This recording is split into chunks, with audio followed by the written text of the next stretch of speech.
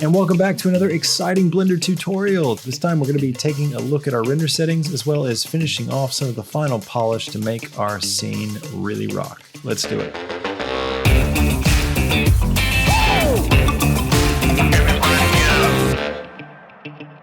Okay, so welcome back. Hope you've had a good time implementing everything that we've done so far. Today we're going to just do a few little final tweaks to our scene, and then we're going to optimize our renders. Now, I don't know if you've tried to render anything yet, any still frames on your machine. On mine, it's a bit painful. So when I switch over to cycles and I render out a shot, a single frame is taking me anywhere from like 10 to 15 minutes at our current settings.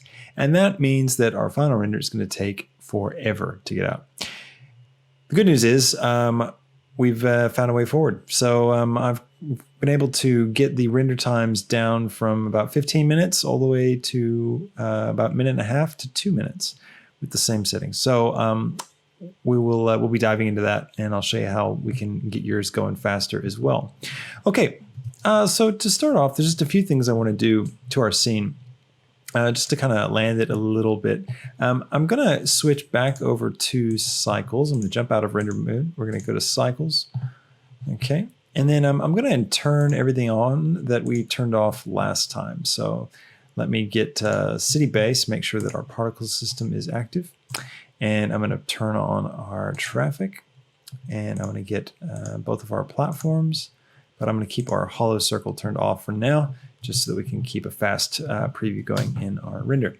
And also, I'm going to grab my weather, and just so I can see what's going on, I'm going to grab all of my cloud and rain layers, and I'm going to hold down the Alt key, and we're going to turn these guys to wire. Now we can actually see through. Okay. First up, I just wanted to make my car action a little bit more dynamic. So this guy, the way he kind of flies in here, I'm feeling like it's a bit dull, and we could make it a lot more exciting. So I'm just going to grab the hero car and turn him back on, the one that's actually got the animation. And I'm going to find a good spot. So let's see, right where he comes into frame is right about here. So I want to actually do it a little bit differently. So let's... I'll bring it forward so I can actually see where he's at. And I'm going to grab him on the Z, bring him up, grab him on the X, no, grab him on the Y, pull him over here. And the idea is I'm just going to get him to like fly in from over here. So let's go ahead and set a keyframe here for the location and the rotation. I might just grab it back a little bit. Oh no, sorry, grab it forward some so that he's out of frame. Yeah, cool. And then about halfway through between these two, I'm going to bring him out here, and I might bring him back a little bit on the X, just like this, and bring him down into here. And let's see what that looks like. Go ahead and set some more keyframes. So he's pulling in here, and then he zooms around, and yeah, that's pretty good. And then we're just going to add in a little bank into that motion. So as he's coming in here, let's take him and just using the up and down arrow keys on my keyboard to switch between keyframes. There we go. Rotate on the X. Let's just do him like that. And then as he comes in here, when we get to this keyframe, I'm going to rotate him on the X and bank him like that. So now he's going to kind of do this. Ooh. All right, so there we go. So I've just tweaked the keyframes a little bit until I got that motion right. But yeah, there we go. Basically, it's the same animation that we had before, except we just added on this little bit here where now he's coming in from this side. And then that set of keyframes that we had right where he was right next to the platform, I've just brought him back a little bit on that and rotated him on the X so that he banks the other way. So yeah, let's turn that other the guide animation, the hero car off, and let's just have a look. Yeah, cool. Now you may have to adjust the animated keyframes we've got for making it visible, just to make sure you don't accidentally, see him too soon. But I think that works really well. Yeah, it's much more dynamic now. Really interesting. Yeah, makes for a much more exciting shot.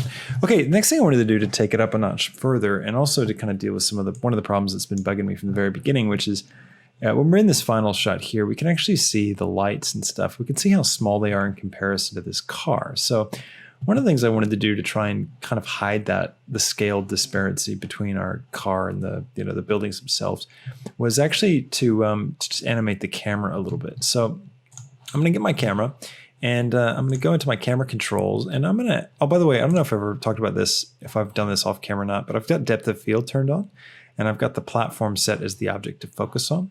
So if you just, you can just get there's a little eyedropper here. You can pick an object in the scene like that, and now it's going to focus on this through the whole animation. I've got my f-stop set to 2.8, and yeah, that's the only thing I've changed. So yeah, that's a thing to play with. This does slow down the render time, but the result's really nice. And we'll really notice it with what we're going to do next, which is focal length. So we've got it set to 14 millimeters at the moment. And I want to do a bit of a crash zoom in as we can get up close to this car. So let's see, as it flies in, boom, right about here. I'm going to set a keyframe like that. And then I'm going to move in about like this. And then I'm going to zoom right into, let's try 30, and then hit I. And I'm going to do it as if like the camera operator is kind of like trying to get a handle on the zoom. So go back out a little bit, maybe 24, hit another keyframe, and then forward a little bit more, and then back to, let's try 32 maybe. So the result of that is this kind of crash zoom kind of thing, which is really cool. And this is going to bring us in a lot closer now. So we're not going to have the same, we're not going to see as much of the other buildings. I might bring this one in a little bit, so get that motion right.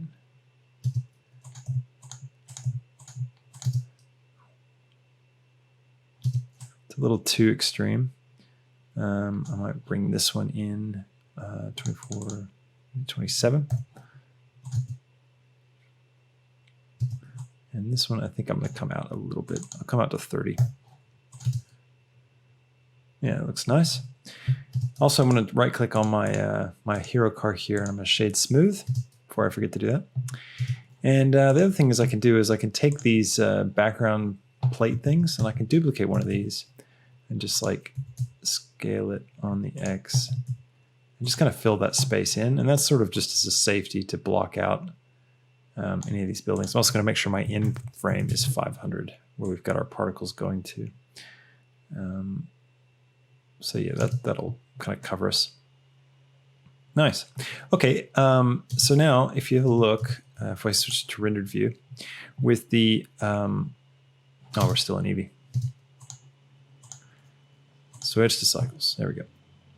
With the depth of field, we're gonna get all this really nice blur up in here, where these things which are close to the camera are gonna be out of focus. It's just gonna look really, really nice.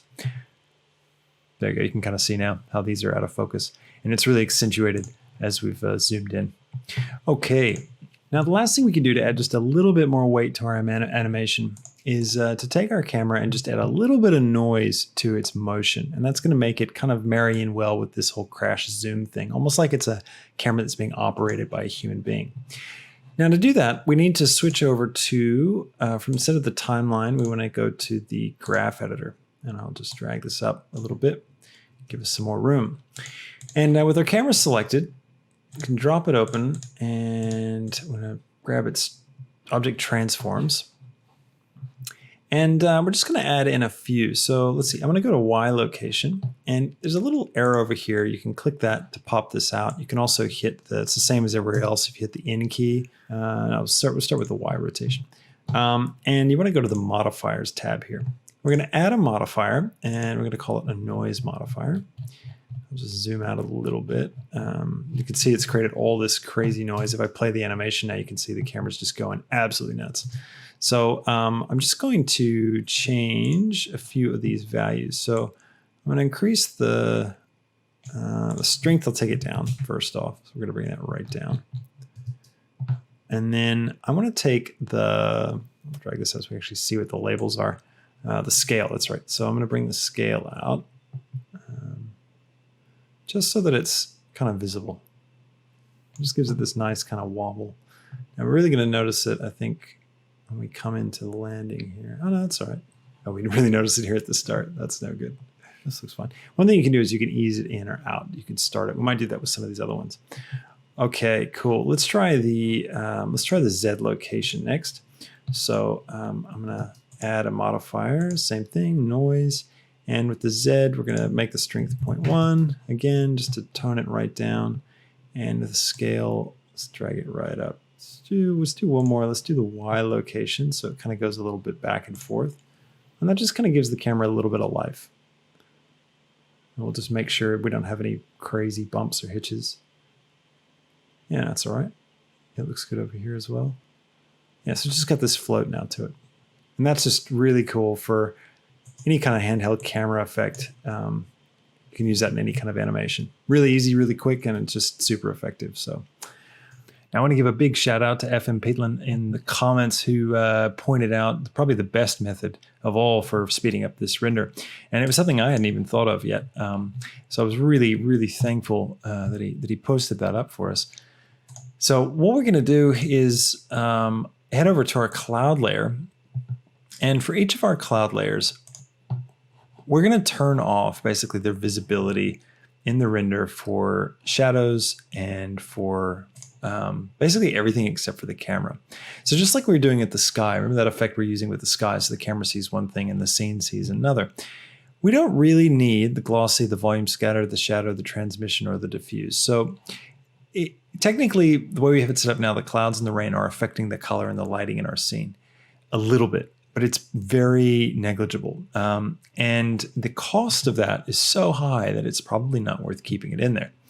And that's one of the things you have to do when you're trying to figure out how to get a render to work really well is where can you compromise? Where can you find little corners to cut so that you're not going to have huge render times? So I'll go ahead and, as a demonstration, I'll create a render now. So I'm just going to render image. Okay, so there we go. It's finished now. So that took 7 minutes and 18 seconds. And that is at, what is our render? Okay, so that's at 50 samples. And you can see it's quite a noisy image. Like if I zoom right in, you get all kinds of noise and flex in here, especially with the motion blur and stuff turned down. So it's definitely, yes, it's definitely massive. So 7 minutes, like that's gonna just take forever. So we need to figure out a way around that. Now, one thing I'm gonna do is now that I've run a test render here, I'm gonna switch my slot to slot 2. And this is great for comparing things when you're trying to get renders right, is to use all your different slots. You can store a different render in each one of these. These will all be sort of deleted or gotten rid of once you exit Blender. So if you want to keep any of them, be sure to go up to Image and Save. So you'll get that option if you've got an image that's stored in that buffer, because these will all be cleared once you quit Blender. So we're going to switch over to slot 2, and then it's safe to just exit that out. And now we're going to change something. So with all of these guys selected, what we're going to do is go to the little orange box, and right here it says ray visibility. I'm going to hold down the Alt key. And again, this is so that it'll affect all of them. And I'm going to just turn everything off except for camera. Okay.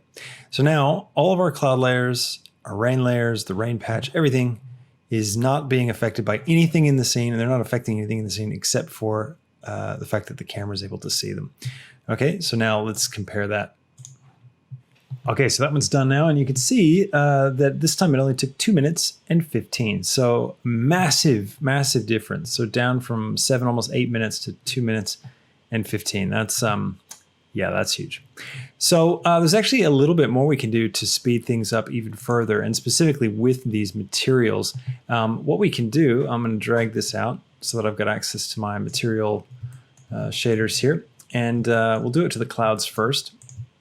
The principled BSDF renders really realistic materials, super realistic. And so it actually takes a little while to process. So we can actually add a little more speed to our render by bypassing it, because we don't actually need to be using a principled BSDF for our clouds and our rain. Again, because they're not really affecting the scene and the scene's not really affecting them. So what we can do is simplify this and just deal with the exact things that we're using, which is the base color, which is known as the diffuse color, and the alpha channel. All right. So what we can do is drag this over here, and we're just going to add in a diffuse shader.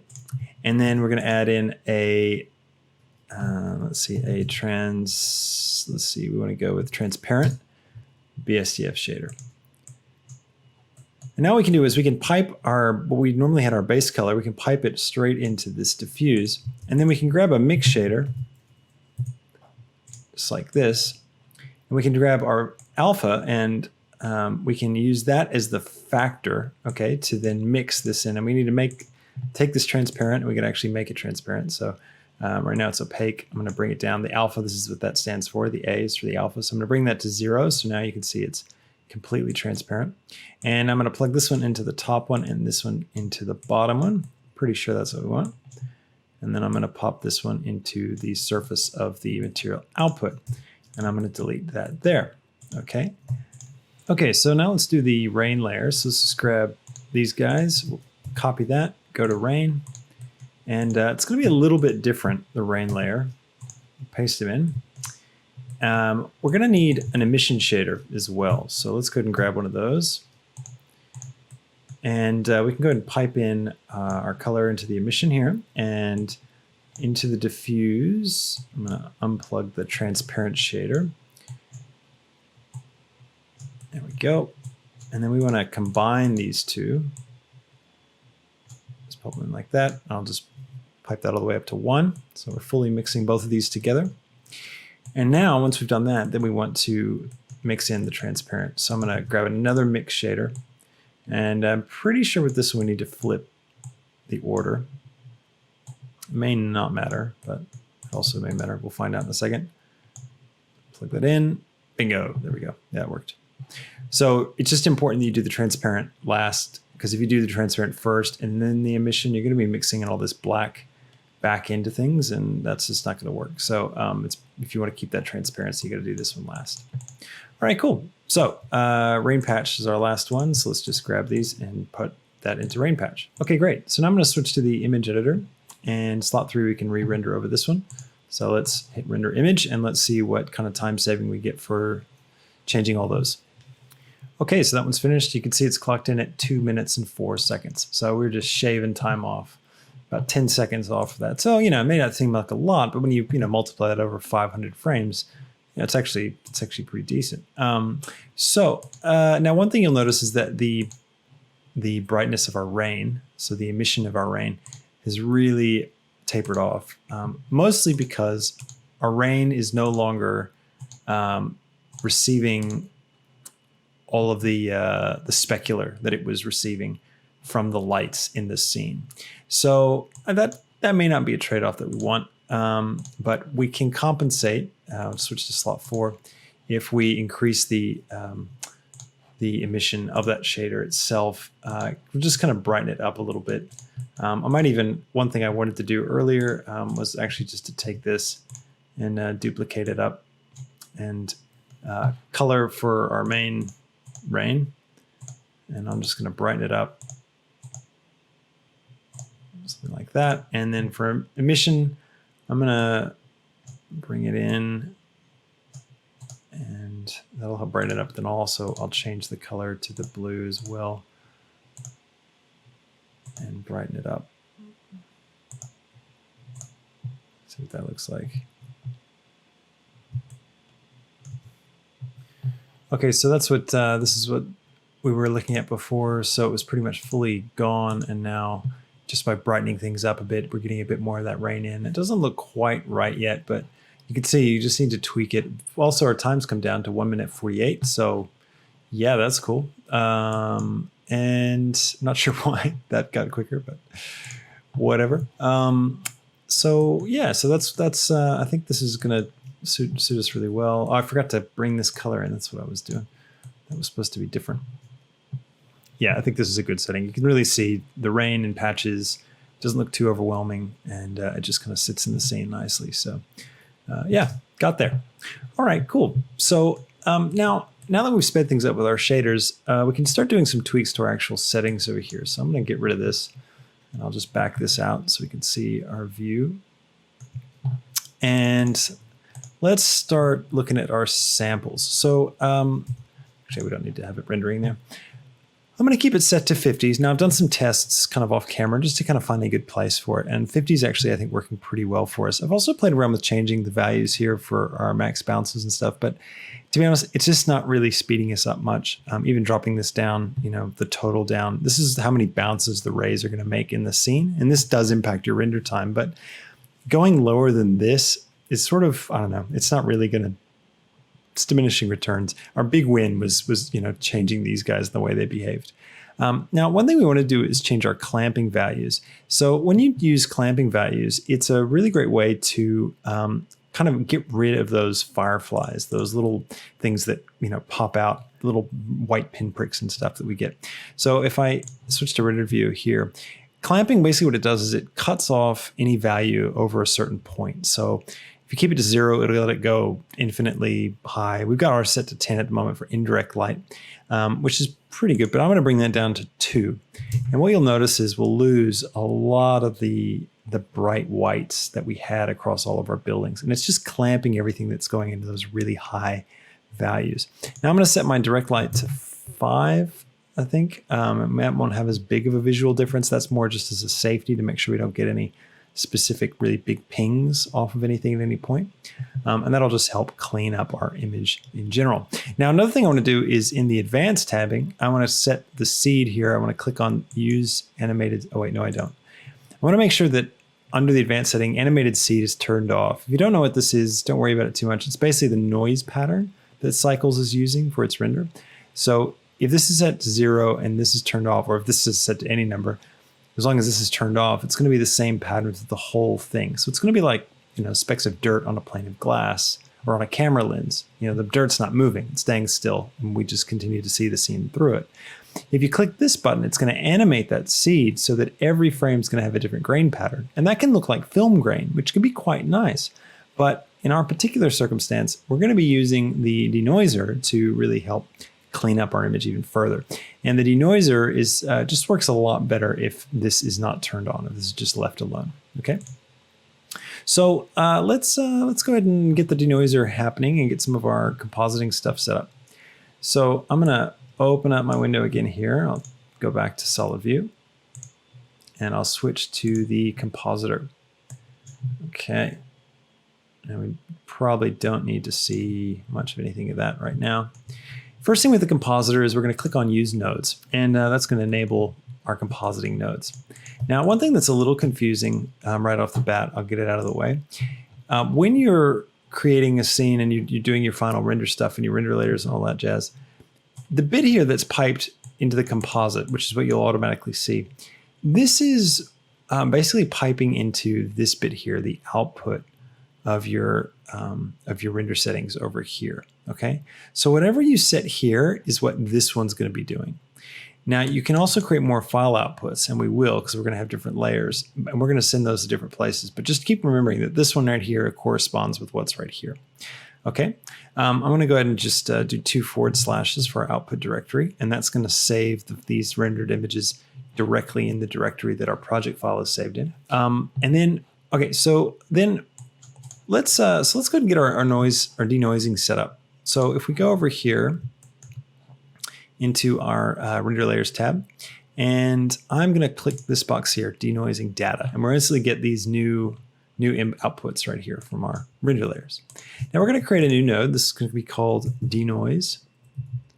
And this is a new one from Blender 2.81. I'm pretty sure, maybe 2.8, pretty sure it's 2.81. And it's a really effective denoiser. It's way better than the one that we've had in the past. So we're just going to plug in the denoising normal into the normal, our image into the image, and the denoising albedo into the albedo. And then this image we can pipe into the composite. So now it's going to process it through the denoise, and then it's going to save it into our composite settings, which is the saved settings here.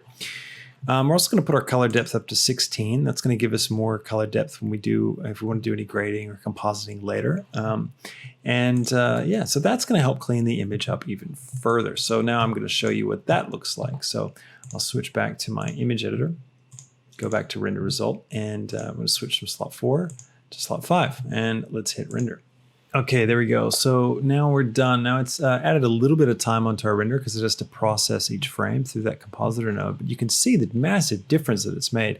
I'm going to zoom in here to one of these, so this like side area here. And if we just switch from slot 5 to slot 4, you'll see this is how noisy it was. But now after the denoiser, it's gone that clean. And you can see it looks kind of like a warbled kind of JPEG sort of image, but it's going to be consistent. It's not going to change across frames, which means that we're not going to see a noise pattern in this. This isn't going to be this noisy kind of garbled thing. It's going to be pretty consistent as it flies by.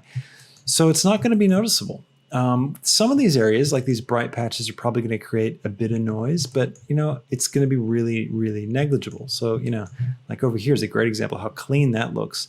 If we pop it to slot 4, you can just see how messy it was. So it's a pretty incredible denoiser. I'm thoroughly impressed with it. The fact that we can pull off this much with just 50 samples is pretty insane. So yeah, it does blur things a little bit, but still, we're not losing the rain, and that's pretty fine detail. So really, really cool. All right, so let's slot 5, switch to slot 6. Okay, last couple of things we want to do. Another way that you can really speed your render up is if you turn off motion blur. I've got motion blur set on. That'll speed you up a whole lot. Same with, like I said earlier, depth of field on the camera. If you turn that off, again, that's going to speed you up a ton. I'm going to keep them on because I just love that kind of stuff, and I'm willing to wait for it. We're not using any hairs, so it doesn't really matter if that's on or off. Okay, another thing is just, I can't remember if I mentioned this in a previous tutorial, but with your renders, if you're going with cycles and GPU rendering, so you set your device to GPU compute, now it's going to use your GPU. If you're not seeing that pop up, you can always check in your preferences and head over to system. And you just want to make sure that cycles rendering devices, you've got whatever it is you need selected. You can do both your CPU and your GPU at the same time, but I find that it doesn't go as fast. It may just be my machine, but it works much better with just the GPU. Right. So so you set that up, and then we want to come down to here where it says under performance. I want to go to tiles, and yours might say like, I don't know, 64, something like that. But what I like to do is take the width and the height of my frame and divide it by 4. So you can just do that directly in here. Like, for example, I know that the height is 1080. So what I did was I took 1080 and I hit the slash key for divided by and then hit 4. And that's how I got my 720. So, and what that does is when you do your render, it's going to create these 4 even quadrants as it pipes through. It just runs a bit faster. I find that this ratio of dividing your frame size by 4 gives you the fastest result when using a GPU render. It might be different on your machine. You can try different sizes and see how well they perform, but I find that works really well. Now, if we jump back into our compositor, and we can just set out a couple of different things, a couple of different passes, and this is just useful for you if you want to do some compositing later. So with our render layer selected, let's see. All right, so let's jump over to the render layer tabs, and I'm exporting a Z pass, which could be useful if you're going to be doing some kind of depth map. If you don't use with the camera, if you don't use depth of field natively in your camera, you can use this in a compositing program to create fake depth of field. And that can work well depending on the plugins that you have. Same with motion blur, by the way. If you don't use motion blur here, you can always use something like pixel motion blur in After Effects, for example, that generates its own based on the movement of pixels. And it can get a bit weird when things are moving really quick, but generally speaking, it works pretty well. So that's a great way to have a lower render time, but then still have motion blur. So I want to pop out the emission on this one.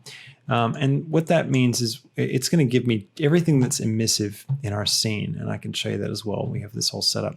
And that's going to be really great because you can then add glows to things like the tail lights of the cars or the lightning as it flashes. So that's really what I wanted that for. And for me, that's kind of all I really want in this scene. I mean, you could use the crypto mat to create mats for individual objects and stuff. But we've done so much work to get it looking good in the actual frame. There's not a lot left to do in a composite. Okay, so let's go ahead and get a file output node. And I'm going to grab my emission and just drag that into here. And I'll do the same thing. So it's got the same base path, which is the 2 backslashes. I'm going to create a new folder. And if you open up the properties for it,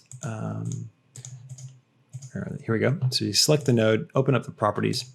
And this right up here is where you create the folder name. This is the name of the file itself. Okay, so that can be a little bit confusing. You can try and put a file name up here. It's actually going to create a folder with this name, and then it's going to call your image, call your render image. So I'm going to call this one Blade Runner emit. And so that's going to be the folder that it's going to make. And then I'm going to use that same name for the actual image name. There we go. And I'm going to put an underscore after the name so that as it adds the numbers, it's going to create an image sequence. So frame 1 will be, well, frame 0 will be 0, and then frame 1 will be 1. And it'll just keep adding numbers to the end of this. And then After Effects or another compositing software can recognize that as an image sequence and bring it all in almost like it's a movie. It's a great way to render stuff because if you make any mistakes or you need to go back and fix things, you don't have to re-render the whole thing because you did it all as one like QuickTime film. It means that you can just render out the specific frames you want and then replace those later. And that's just saves you so much time. So always render image to like an image sequence. So PNG is good and 16-bit's good. I'm going to leave it like that. RGBA, we don't really have any alpha, so we can just go RGB. And it's because there's nothing transparent that we want to composite over on top of. So yeah, in our main render settings over here, we've got a few other options that will influence everything else. So one of those is overwrite. So you can click this on or off and it will either overwrite, if it sees other files in this with the same name that it's trying to write to, it'll save over those. But if you want to, keep stuff around, or maybe pick up a render where you left off later, turn that off so that it'll figure out, okay, what frame are we up to? It'll actually scan through a folder and go, all right, we've rendered all the way up to frame 50, so we'll start at 51 if you have this turned off. Placeholders is good if you're using multiple machines and they're all rendering to the same directory, because before it begins rendering the frame, it'll create a quick placeholder file. So any other machines looking to figure out, okay, what's the next file to render? What's the next frame to render? They'll notice that placeholder and skip it and move to the next frame. So that's how you can get a little render farm going, which is really, really helpful. Okay, so those are pretty much all the settings we need here. I'll go here for our main output, and I'll just call this one I'll call this Blade Runner main. And now the thing that's most confusing of all is that over here, remember I told you this is it'll create a folder here, and then this will be the name of the file. It's not the case over here. This would be the name of the file. So I want to actually create a folder. So I want to copy this.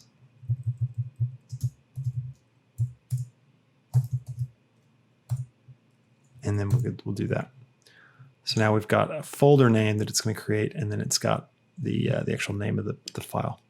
So a little confusing that it's different here than over here. And the fact that this is actually sort of this output node. Anyways, it can really mess with your head. All right, we've done it. We've made our incredible Blade Runner scene come to life. Now, the final step, of course, is to go up here to render and click on the beautiful render animation button, and it will start to create all of our animations. So let's, one thing I always do is make sure we set to 24 frames a second. Yep. And we just click up here and we go ahead and click render animation. And it's really important to just stop and check all your files. So look at this, look at that. As soon as we start rendering, we spot a problem. It's a really good idea to do a test render. So what do I mean by a test render? I mean, drop your samples down to like something like, I don't know, 2 or 3. Something that's going to render really quick. Turn off motion blur, turn off, depth of field, undo your noise, denoising, and render out even just a portion of your scene, and have a test look at it. And, you're going to spot stuff that, you may not have realized was causing problems before. So this is a great example. And here we are in After Effects. So we finally made it. The render took about 2 days. I'd run it over 2 nights, So each night before going to bed, I'd cue the render up. In the morning, I'd turn it back off again. So 2 of those, and we got the whole thing done with those settings. So not too bad. And here we are in After Effects. Now, I've already set things up and kind of done a quick composite, but I just wanted to walk you through what I've done so that in case you do this and you want to do some compositing and you don't quite know how it all works, you can just follow along. So first off, to import an image sequence, what you do is you can right click in here over in your project window, and you can import file, and then you want to navigate to where your renders were saved to. So I've got my folders here. So I'm going to go to my denoised render, and you can see all the different PNG images here that have rendered out. Now all you got to do is you select the first one, and you just make sure this box is ticked, PNG sequence. And that's just going to tell After Effects to bring all these in together as one big movie file. So hit import, it'll think about it, and it brings it in, and it shows this little icon next to it. That's how you know it's an image sequence. But now you need to right click on it and go interpret footage in main. And depending on what your defaults are set to, this number is going to be different. It basically assumes the frame rate. Because it's an image sequence, there's no frame rate baked into it. So you got to actually tell it what the frame rate is. So in Blender, our frame rate was set to 24. So if we set this to 24, then we're going to get the correct result. So we click OK, and you do that for each of the different files you bring in. If you bring in a lot of files, like if you do a lot, you can always go interpret footage, remember interpolation, and then or interpretation. And then once you do that, then you can use apply interpretation for any new ones that you bring in. That's a bit quicker. Anyways, yeah, so then you can just drag that in to here to make a new composition. And now you've got your render. Now what I did in my composite was pretty simple. So pull up my effect controls. I've actually got nothing on the base render. So no curves, no grade, no nothing. So this is just straight out of Blender. You're welcome to grade yours and do stuff to it, but I just wanted to give an example that kind of showed just really what it was like straight out of the box. I have my emission layer. I'll just solo this. So this is that emission layer I was telling you about. So this is everything that emits in this scene. So if we go forward just a little bit, you'll see our car flies in, and yeah, there's our lightning bolt. So what I've done here is I put 2 glows on it just to kind of give it a nice soft fall off, and I've kind of backed these right off so they're not too intense. And then I've set this mode to add. So it's adding on top. And then the last thing I did was I just wanted to add a little bit more rain. I just wanted to kind of, I just didn't feel like there was quite enough in the foreground. So this is what it looks like straight up, and it looks fine, but I just wanted to try adding a little bit more just for some texture.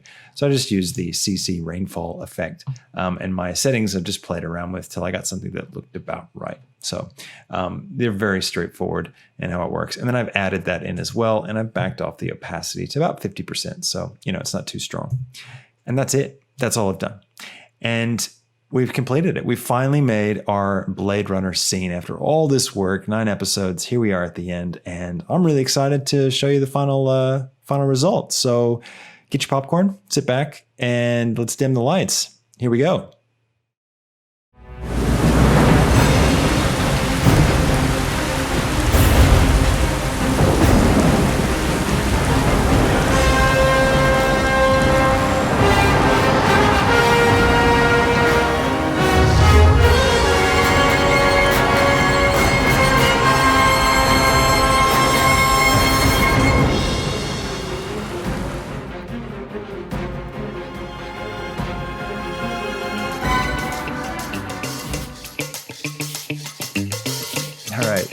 That was great, wasn't it? I think the music is what really, it sells it for me.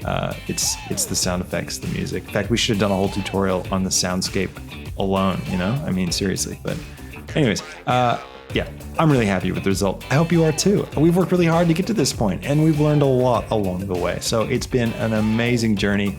Thanks so much for coming along and joining me just to figure this out and to get this scene made. It's just been a real joy. Everyone's been amazing, interacting in the comments and just the feedback. And hey, it was this series in which we hit our first 1,000 subscribers in the channel, so it's a special series. I really hope you continue to enjoy it, and I look forward to bringing you the next series. I'm cooking up one even now, so as soon as that's ready, I will start talking about it. Until then, I just want to say good luck in all of your Blender adventures. I hope you have a lot of fun learning and exploring this amazing piece of software that you can just do some incredible stuff with. And I will catch you in the next tutorial series. See ya.